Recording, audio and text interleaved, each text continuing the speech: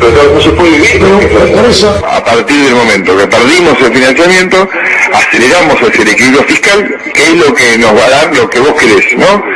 Recuperar la moneda, o sea, terminar con la inflación, volvemos a votar un presupuesto serio, más ordenado aún que el que votamos en el 19, demostrando que vamos a tener un compromiso en serio de bajar la inflación, pero la inflación va a ir a la baja, pero lleva su tiempo. Estamos ahora en un 4% promedio para estos meses, pero hacia adelante la inflación va a ir bajando, y eso es algo fundamental.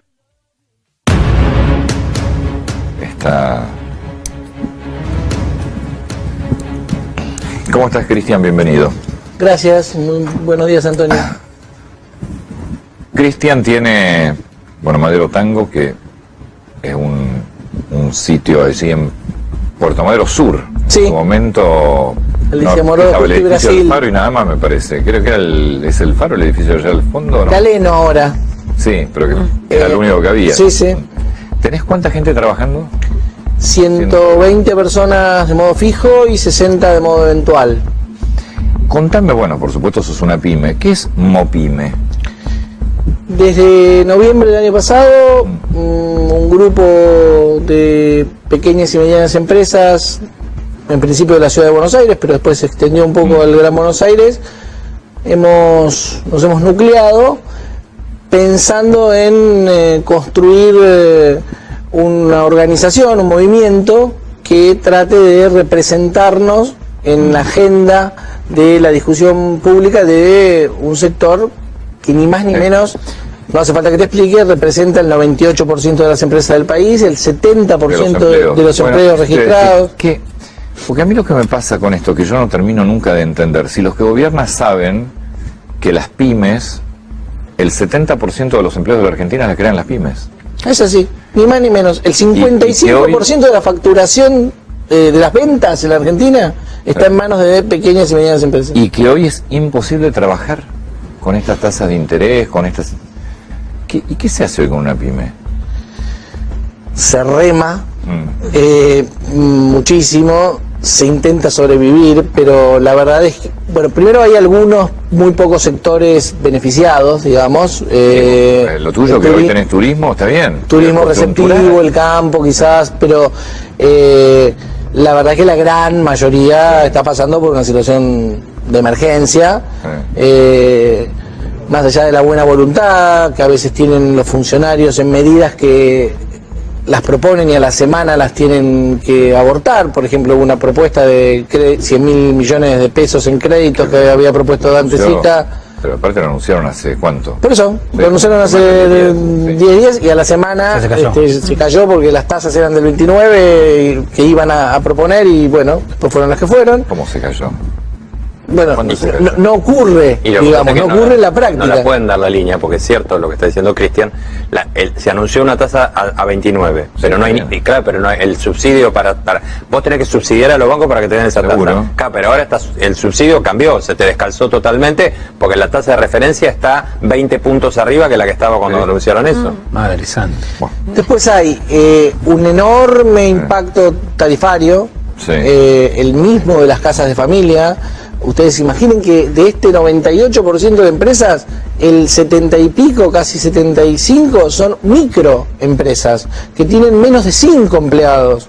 Es una economía familiar que tiene, muchas veces son... ¿De cuánto a cuánto pasaron a pagar ustedes, por ejemplo? Un ejemplo concreto. Madero Tango en particular, nosotros pasamos a pagar digamos, en un periodo de tiempo, de 12.000 pesos a 125.000. 12.000 era muy poco. 10 veces más. Sí, 12.000 era muy poco, sin duda, y 125.000. Por ejemplo, una de las propuestas que nosotros hemos hecho es, supongamos que el aumento de tarifas es imprescindible, producto del aplastamiento que tenían.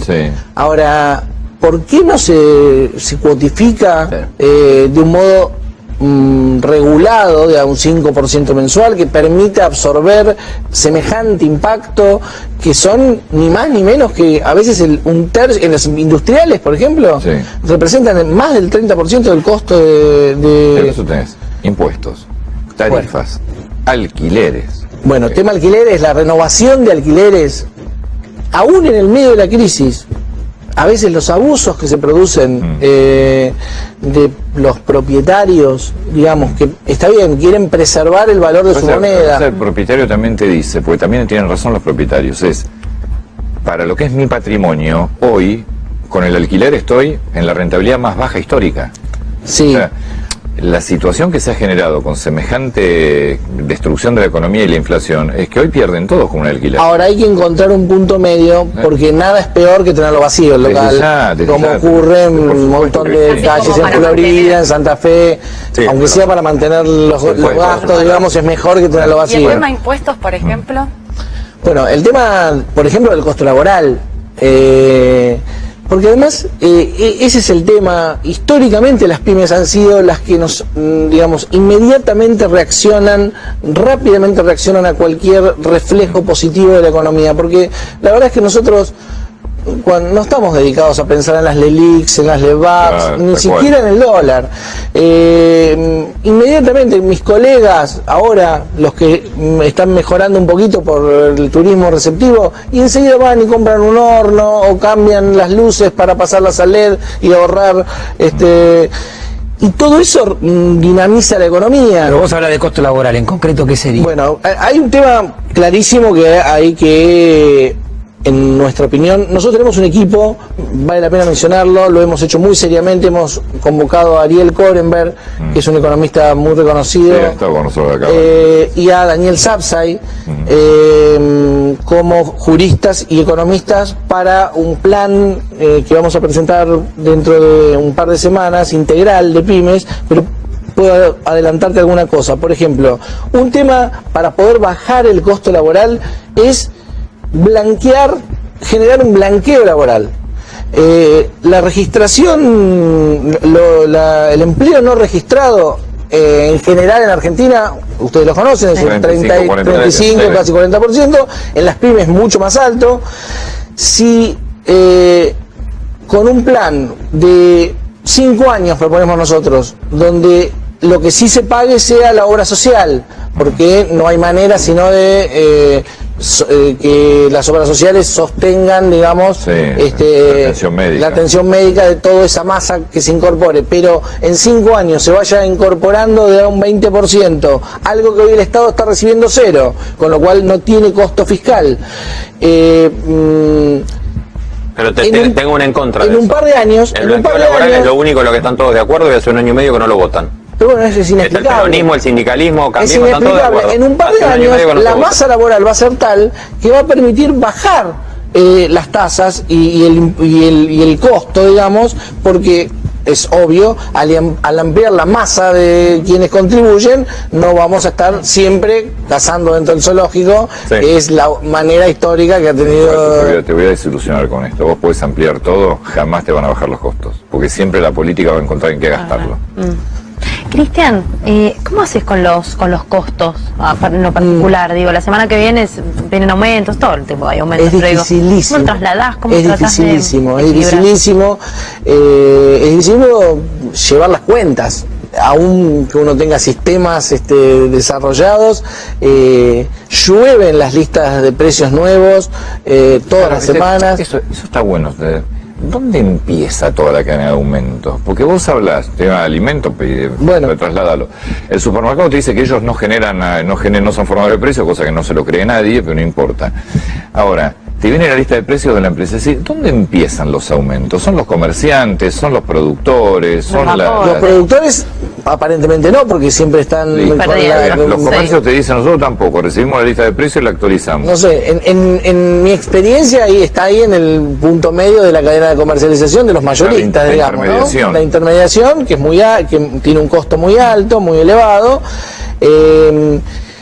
Y el Estado, y el Estado. Bueno, ni hablar, que se lleva lo que se lleva. Ahora, también hay un punto donde buena parte hay que absorberlo en la rentabilidad, porque no todo es trasladable, porque no lo resiste la demanda, digamos. Nosotros tenemos 2 unidades, ahora hablando puntualmente de Madero Tango, que es lo que conozco.